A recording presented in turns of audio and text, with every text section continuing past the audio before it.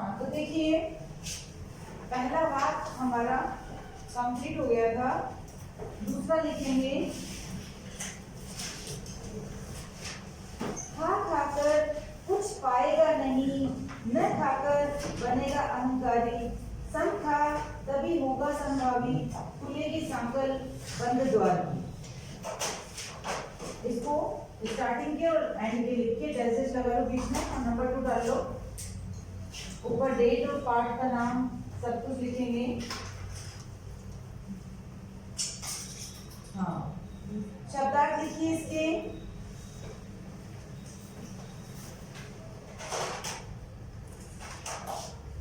अहंकारी, अहंकारी किसे कहते हैं? घमंडी। देखिए अहंकारी घमंडी। आवाज आ रही है पीछे? सबको आ रही है? ओके। अहंकारी घमंडी। समानता, समानता अंतःकरण और संयम। सम का मतलब संयम, अपने ऊपर नियंत्रण रखना, अपनी इंद्रियों को वश में रखना, है ना। हम जैसे कई बार होता है ना, बाहर का खाना भी जैसे कोरोना टाइम में हमने नहीं खाया, कितना संयम रखा, है ना। बाहर का नहीं खाना है, प्रॉब्लम हो सकती है, इसलिए हमने क्या किया? संयम रखा। जिनसे संयम नहीं रहा वो घर पे बना के खाने लग गए थे। घर पे बना के खाना ठीक है, लेकिन बाहर का खाना नुकसानदायी है ना। तो संयम रखना यानी नियंत्रण रखना। जैसे व्रत उपवास होता है तो हम कुछ नहीं खाते पीते, है ना, खाना नहीं खाएंगे, पानी नहीं पिएंगे, तो वो क्या है? संयम, अपनी इंद्रियों को वश में रखना। सम। आगे देखिए समभावी, समानता की भावना रखने वाला।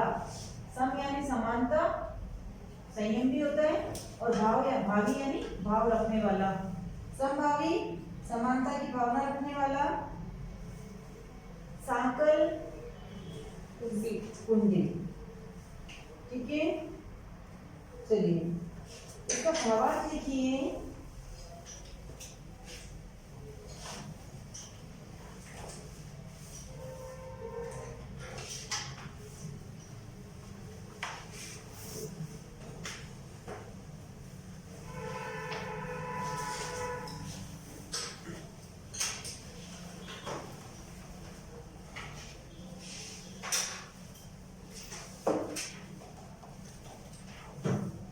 हाँ देखिए उपर्युक्त पद में कवित्री कहती हैं, उपर्युक्त पद में कवित्री कहती हैं, उपर्युक्त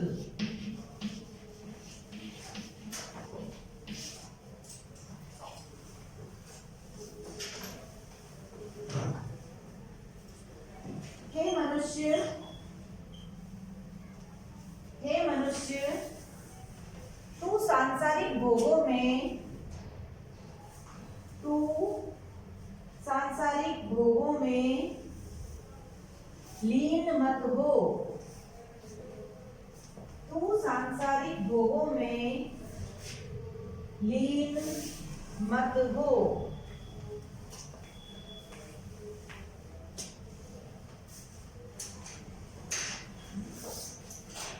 भोगों से कुछ प्राप्त नहीं होगा। भोगों से कुछ प्राप्त नहीं होगा।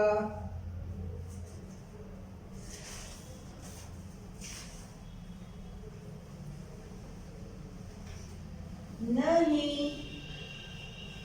भोग के विरुद्ध, भोग के विरुद्ध, ऐसे भी लिख सकते हो, दर्द को ऐसे भी लगा सकते साथ में, ठीक है। और न ही भोग के विरुद्ध त्याग और तपस्या का जीवन अपना, न ही भोग के विरुद्ध त्याग और तपस्या का जीवन अपना।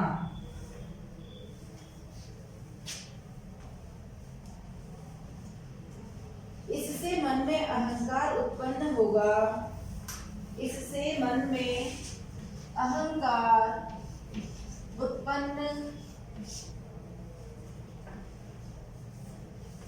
उत्पन्न होगा।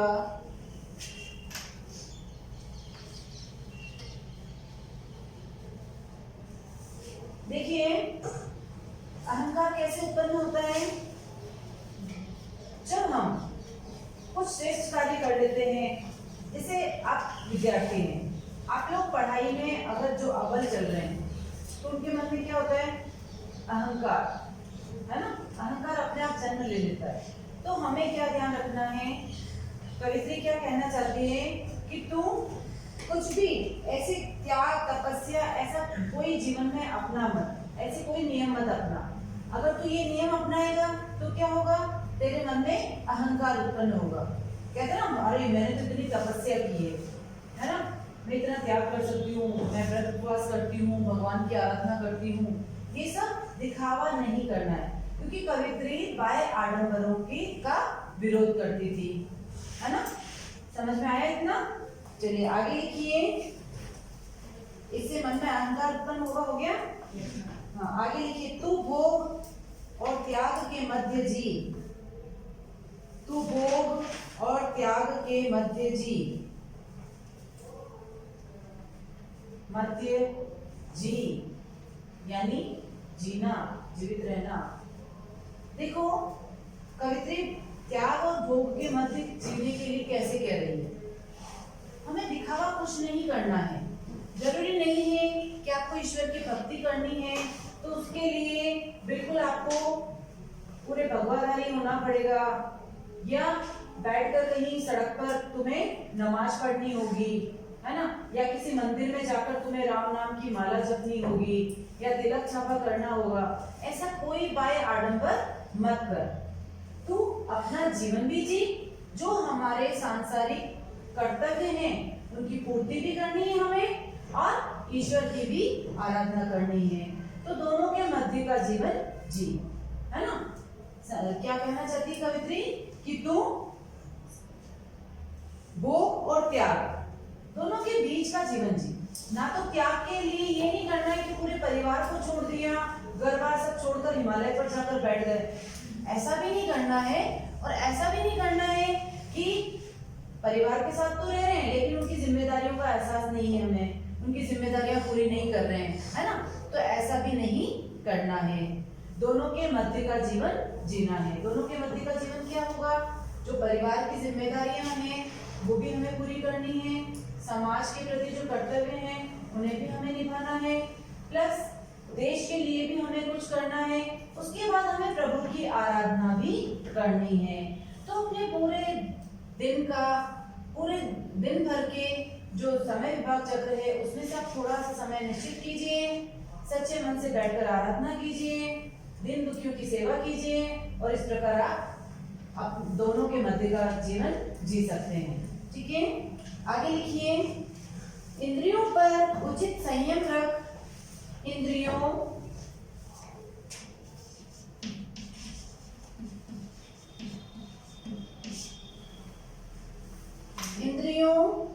पर उचित संयम रख, तभी तू सुख दुख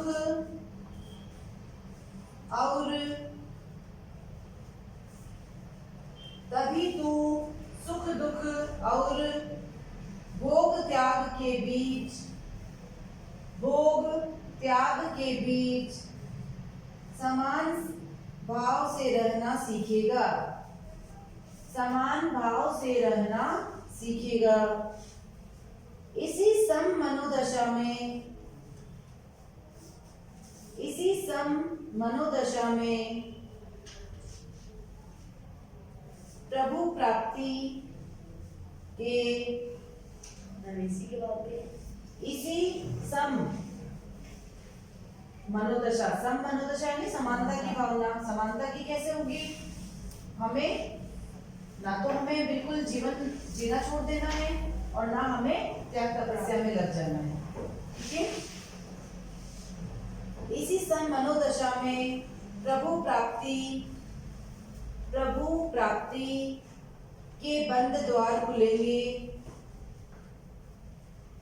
और तेरा प्रभु से मिलन होगा, और तेरा प्रभु से मिलन होगा।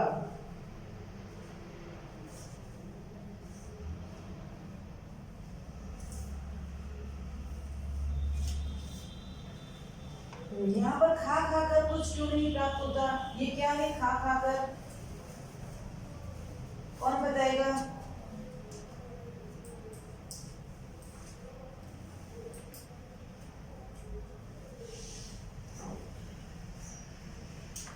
खा खा कर का क्या मतलब है?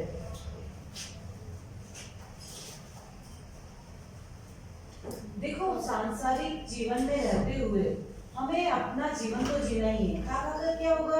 यानी हम सिर्फ पैसा कमाने के लिए पीछे पड़े हैं, उस होड़ में लगे हुए हैं कि हमें पैसा चाहिए, उसके लिए चाहे हम गलत रास्ते अपना रहे हैं, वो होगा खा खा कर, है ना?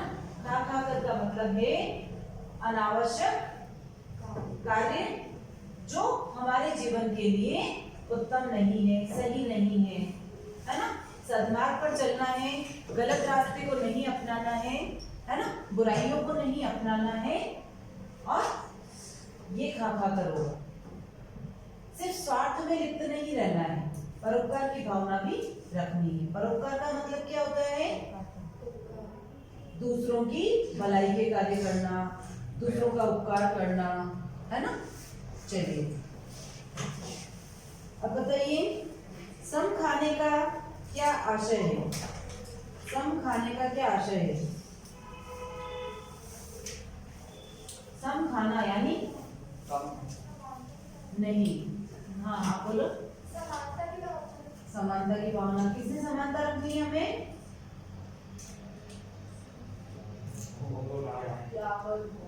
यस, भोग और त्याग दोनों के बीच में हमें समानता रखनी है। ठीक है, तो समता का क्या मतलब है? समानता की भावना रखना, भोग और त्याग के बीच में जीवन जीना। ना तो हमें भोग विलास में डूबे रहना है, अर्थात ना तो हमें सिर्फ ये कि पैसा कमाने के लिए जैसे लोगों को देखते हैं होड़ लगी रहती है, ना सोने का पता, ना खाने का पता, है ना? ना उन्हें ये पता है कि हम कैसे कार्य कर रहे हैं, दुष्कर्म कर रहे हैं, वो गलत कार्यों में लगे हुए हैं। ऐसा हमें नहीं करना है। हमें सद्मार्ग पर चलना है, दूसरों की भलाई के कार्य भी करने हैं, जाति धर्म भेदभाव से उठकर हमें कार्य करना है, और ना हमें बिल्कुल सभी को छोड़कर त्याग का जीवन अपना लेना है, तपस्या में लीन हो जाना है, ऐसा भी नहीं करना है। ठीक है, चलिए नेक्स्ट लिखिए इसका थर्ड वाला, आई सीधी राह से डैश डैश कर लो, क्या उतराई?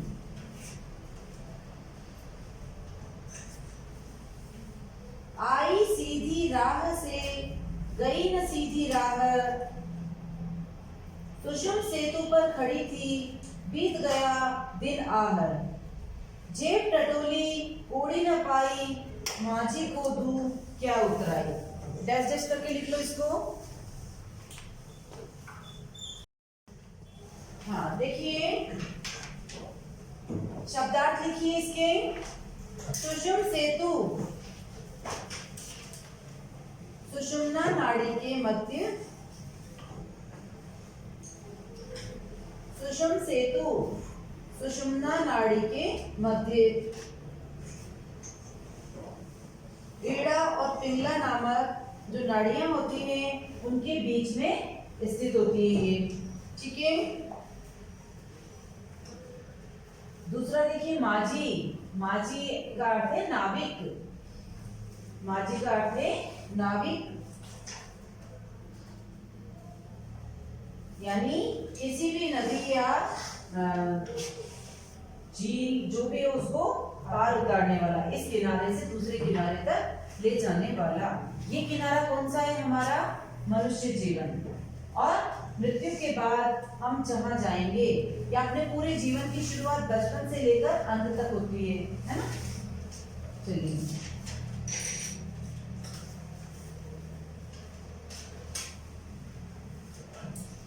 भावार्थ समझ लीजिए इसका। देखो, आई सीधी राह से गई न सीधी राह, सुषम सेतु पर खड़ी थी, बीत गया दिन आहर, जेब टटोली ओढ़ी न पाई, माझी को दूं क्या उतराई। इसका भावार्थ समझिए, पहले समझ लीजिए फिर लिखेंगे। Okay listen here. हाँ देखिए, आई सीधी राह से, जब हम जन्म लेते हैं, है ना, कवित्री क्या कहना चाहती है कि जब मैंने जन्म लिया उस समय मैं सीधी राह पर आई थी। ईश्वर ने हमें जब जन्म दिया उस समय हमारे मन में कोई भेदभाव नहीं होता है, ना जाति पाति से संबंधित हम कोई लड़ाई झगड़े करते हैं, है ना तेरा मेरा करते हैं, ना धन के पीछे दौड़ते हैं, कुछ भी हमें बिल्कुल सीधी राह पर चलते हुए हम जन्म लेते हैं, है ना। लेकिन गई ना सीधी राह, लेकिन जैसे जैसे मेरे अंदर समझदारी आने लगी, जैसे जैसे मैं समझदार होने लगी, अर्थात जैसे जैसे हम बड़े होते गए, तो क्या होता है, ये मेरा है, ये तेरा है ना, ये मैं लूंगा, ये मुझे चाहिए, हम इस लड़ाई झगड़े में लिप्त होने लगते हैं। जैसे जैसे समझदारी आती तो हम क्या करते हैं, इन चीजों में, लड़ाई झगड़ों में लिप्त होने लगते हैं, है ना। स्वार्थ के लिए माया मोह में फंसे रहते हैं, पैसा कमाने के पीछे दौड़ रहे हैं, सद्मार्ग छोड़ दिया है, गलत रास्ते भी हैं तो कोई बात नहीं, लेकिन हमें तो पैसा चाहिए, तो हम क्या कर रहे हैं, गलत कार्य कर रहे हैं।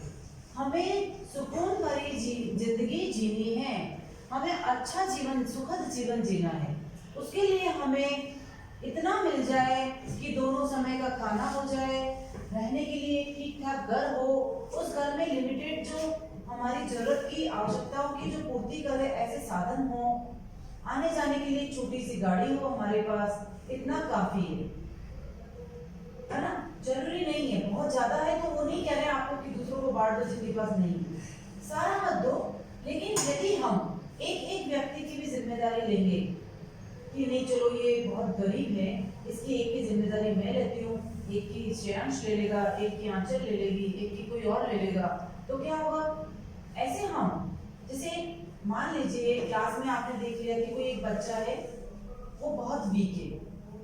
वीक क्यों है, क्योंकि हो सकता है शुरू से उसने पढ़ाई पर ध्यान नहीं दिया, तो आप अगर जिम्मेदारी ले लेते हैं कि नहीं देखो मुझे क्लास में सब समझ में आ जाता है, अब मैं तुम्हें समझा देती हूँ, ये समझा देता हूँ, तो क्या होगा, उस बच्चे का भी लाभ होगा। तो ऐसे हमें जीवन में करना है, क्या करना है, अगर कोई बच्चा शिक्षा प्राप्त नहीं कर पा रहा है, हम देख रहे हैं, तो चलो एक साल का खर्चा मैंने उठा लिया, एक साल के लिए किसी और को तैयार कर लिया कि 20 साल की फीस तुम भर दो, पिछले साल की मैंने भर दी थी, है ना, अब नेक्स्ट ईयर किसी और को ले लो, किसी और से हेल्प ले लो, है ना। तो ऐसे करके हम उस बच्चे का जीवन संवार सकते हैं, कर सकते हैं ना इतना तो, क्योंकि हमारे पास अगर सब कुछ है तो हमें दूसरों की हेल्प करनी चाहिए, मदद करनी चाहिए, है ना। तो इसमें यही कहना चाहिए कवित्री कि मैं जब जन्म लिया तब बिल्कुल सीधी राह पर आई थी, लेकिन गई ना सीधी राह पर। जब मैं जैसे जैसे चली ना सीधी राह पर, जैसे जैसे मैं समझदार होती गई, बुद्धिमान होती गई, जब जैसे जैसे मेरे अंदर समझ आती गई, श्रेयांश लुकिंग फ्रेंड तुम्हारी तरफ ही है और पूरा तुम्हारी तरफ ही फोकस रहेगा सर का, ये क्या कर रहा है, तो सीधी राह पर नहीं चली, यानी मनुष्य पूरे जीवन दुष्कर्म करता रहता है, लेकिन वो ये नहीं सोचता है कि मेरे इन बुरे कार्यों का परिणाम मुझे अंत में भुगतना होगा। और जब वो जाने लगा, अब नाविक को क्या उतराई दूं, यानी जब वो हम ये देह छोड़कर जा रहे हैं, तो उस समय हम ईश्वर के सामने क्या मुंह देंगे, क्या उतराई देंगे, यानी क्या मुंह दिखाएंगे, हम उन्हें क्या बताएंगे, अपने कर्मों का लेखा जोखा क्या बताएंगे कि हमने क्या किया। ईश्वर ने हमें ये सुंदर शरीर दिया है, मनुष्य जीवन दिया है, इसमें हमें अच्छे कार्य करने हैं, ठीक है। तो जेब टटोली कोड़ी न पाई, माझी को दूं क्या उतराई। अब जेब टटोली यानी मैंने पूरे जीवन का अपने जो भी कर्म किए उन सबको, जब मैंने उन सबके ऊपर जब ध्यान लगाया, तो मुझे लगा कि मैंने तो कोई अच्छा काम किया ही नहीं है, तो अब मैं माझी को उतराई क्या दूं, यानी अब मैं कैसे ईश्वर से कहूं कि मैंने इस मनुष्य जीवन को किस प्रकार व्यतीत किया। चलिए भावार्थ लिखिए, समझ में आया आपको, चलिए भावार्थ लिखिए। अगर समझ में नहीं आता है आप दोबारा पूछेंगे, ठीक है। रिजल्ट 110% चाहिए, अच्छे से भी अच्छा होना चाहिए। ठीक है, ये नहीं कि आप लोगों के बिल्कुल मिनिमम मार्क्स आ रहे हैं। किसी भी सब्जेक्ट को आपको डाउन नहीं सोचना है कि हाँ कुछ नहीं तो मैं पढ़ लूंगी या पढ़ लूंगा, है ना, किसी भी सब्जेक्ट को, क्योंकि एक सब्जेक्ट के चक्कर में आपके परसेंटेज डाउन हो सकते हैं। और ये 10th बोर्ड आने वाली है, अब आपकी 1 महीने बाद आपकी क्लासेस शुरू हो जाएगी, 1-2 महीने बाद। तो आप तैयारी कीजिए, इसी प्रकार आपको तैयारी शुरू से रखनी है। श्रेयांश 9th में बेटा शुरू से अच्छे से पढ़ना, और श्रेयांश नहीं सभी बच्चों को ध्यान देना, ठीक है। चलिए भावार्थ लिखिए। उपर्युक्त पंक्तियों में या पद में कवित्री कहती है, वाक्य में भी लिख सकते हैं, उपर्युक्त वाक्य में, पद में, पंक्तियों में कवित्री कहती है कि मैं आई तो सीधी राह,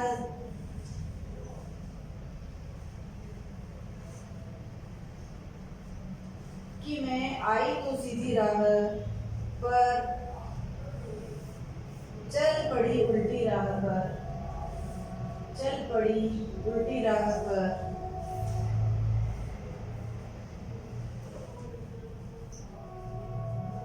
अर्थात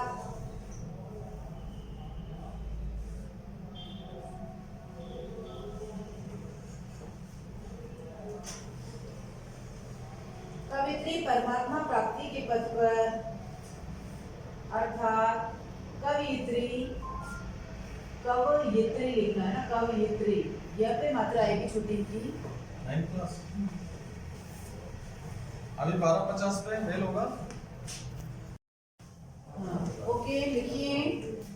कवित्री परमात्मा प्राप्ति के पथ पर, परमात्मा प्राप्ति के पथ पर ठीक ही आई थी, ठीक ही आई थी, परंतु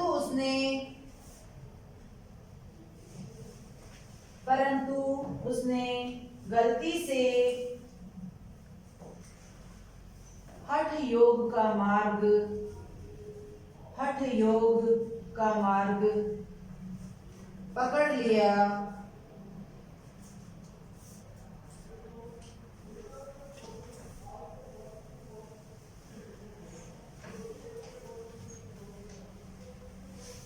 वह जीवन भर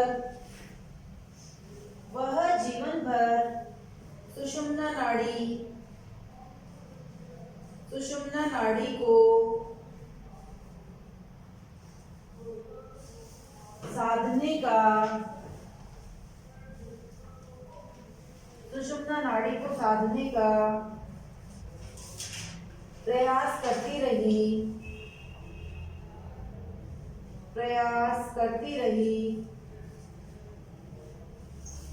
कुंडलिनी जागरण में लगी रही,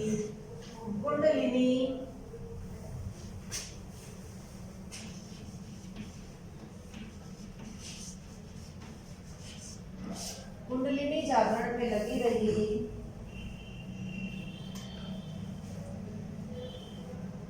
इसी में सारा जीवन बीत गया, इसी में सारा जीवन बीत गया,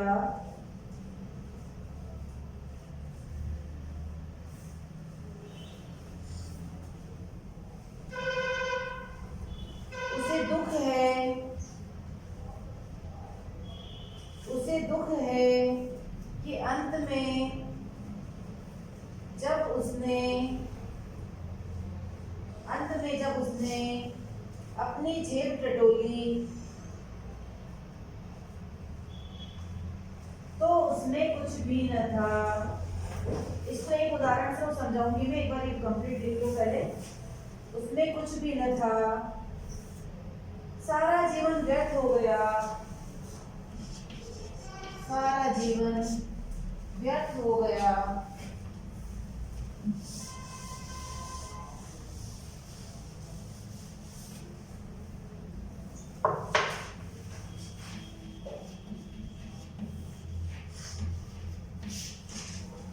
सारा जीवन व्यर्थ हो गया। अब वह परमात्मा को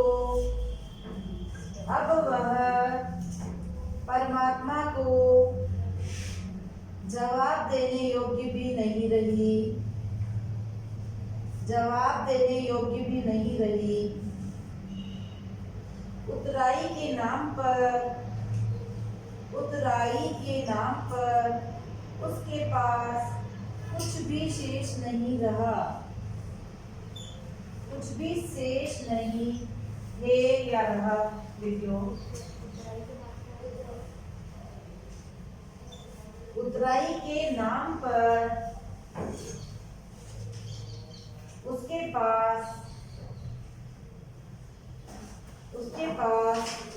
कुछ भी शेष नहीं रहा।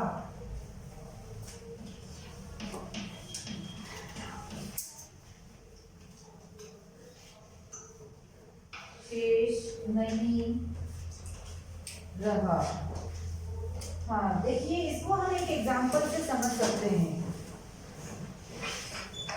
इस पूरे भाव को मैं सिर्फ थोड़ा सा शॉर्ट में समझा रही हूँ, आप समझ जाएंगे। आपका एडमिशन करवाने वाले कौन है? माता पिता, ठीक है।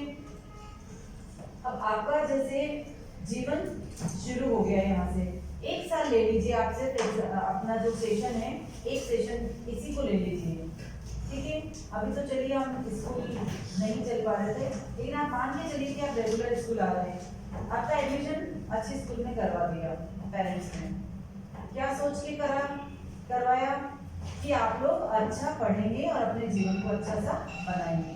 अब क्या हुआ, यहाँ पे एडमिशन तो उन्होंने करा दिया, लेकिन आपको अब यहाँ समझ आनी थी कि ये आपके कर्तव्य क्या थे।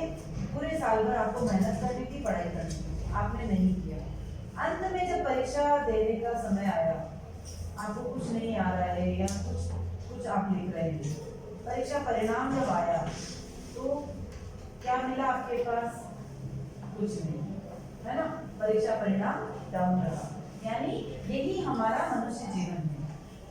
इन पंक्तियों के इस वाक्य के माध्यम से हमें कवित्री यही चीज समझाना चाहती है कि अंत में हम क्या मुंह दिखाई दें, क्या उतराई दें, मतलब क्या ईश्वर को जवाब दें, किस मुंह से हम ईश्वर से बात कर रहे हैं। ठीक है, चलिए लाइन बनाइए।